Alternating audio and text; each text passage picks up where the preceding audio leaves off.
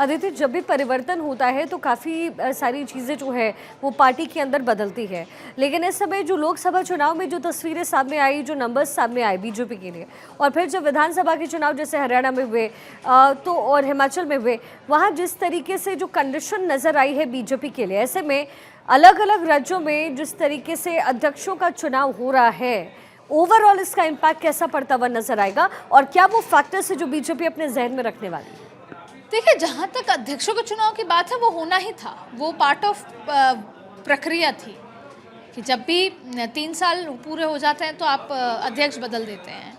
और इसके साथ साथ अध्यक्ष बदलना इसलिए भी ज़रूरी होता है क्योंकि नए लोगों की विचारधाराएं जुड़ें, नई तमाम तरीके की चीज़ें हों, लोगों को मौके दिए जाएं। लेकिन जब राष्ट्रीय अध्यक्ष का चुनाव होता है तो आपको 36 अगर टोटल राज्य आप मानते हैं तो उसमें से आधे +1, तो आपको कम से कम 19 राज्यों की तो जिसे बोलते हैं बदलाव करने ही होते हैं। और ये पार्ट ऑफ प्रक्रियाएं होने थे। कई लोगों को तो एक्सटेंशन मिल चुका था। आज भी जो आज जहाँ पर जिन राज्यों में चुनाव हो रहे हैं वहाँ कहीं ना कहीं एक्सटेंडेड वो काम कर रहे थे, उनका कार्यकाल खत्म हो चुका था। तो ये एक प्रक्रिया है।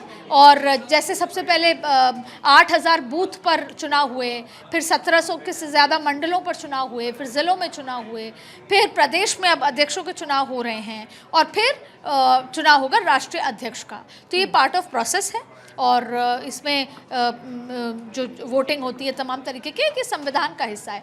लेकिन जाहिर तौर पे जब नए अध्यक्ष आता है तो कुछ पुराने लोग इस पर आपत्ति भी दर्ज करते हैं। नए अध्यक्ष आते हैं, वो नए आइडियाज़ के साथ आते हैं। और ख़ास तौर पे जिन राज्यों में चुनाव है, जैसे उत्तर प्रदेश का जिक्र करते हैं, आज जब हम बात कर रहे हैं कि 19 राज्यों के चुनाव कंप्लीट होने चाहिए प्रदेशों में, उसमें उत्तर प्रदेश भी है, गुजरात भी है और कर्नाटक भी है। लेकिन इनका जिक्र इसलिए नहीं हो रहा क्योंकि तीनों में सहमति नहीं बन पा रही है। तो संभवतः अब उत्तर प्रदेश को छोड़ दिया जाएगा। उत्तर प्रदेश 2026 में होगा अब, क्योंकि चुनाव 2027 में है, क्योंकि सहमति नहीं है। स्वतंत्र सिंह पर सहमति नहीं है मुख्यमंत्री की, दिल्ली की सहमति है। ऐसे ही कई और नाम है जिसपे दिल्ली की सहमति नहीं है लेकिन उत्तर प्रदेश में के लॉबी की सहमति है। तो जाहिर तौर पर उत्तर प्रदेश को छोड़ दिया गया है। कर्नाटका में येदियुरप्पा के बेटे को रिपीट करना है, तो एक फैक्शन है जो ऐसा नहीं चाहता। लेकिन येदियुरप्पा कर्नाटक के लिए महत्वपूर्ण है, क्योंकि येदियुरप्पा को जब साइडलाइन किया तो फिर देखा कि कांग्रेस की सरकार वापस आ गई। तो जाहिर तौर पे फिर गुजरात की बात करें, गुजरात में भी बहुत अलग अलग फैक्शंस हैं जो नहीं चाहते। गुजरात की सरकार में भी कहीं ना कहीं बहुत बड़े बदलाव की भी सुगबुगाहट है।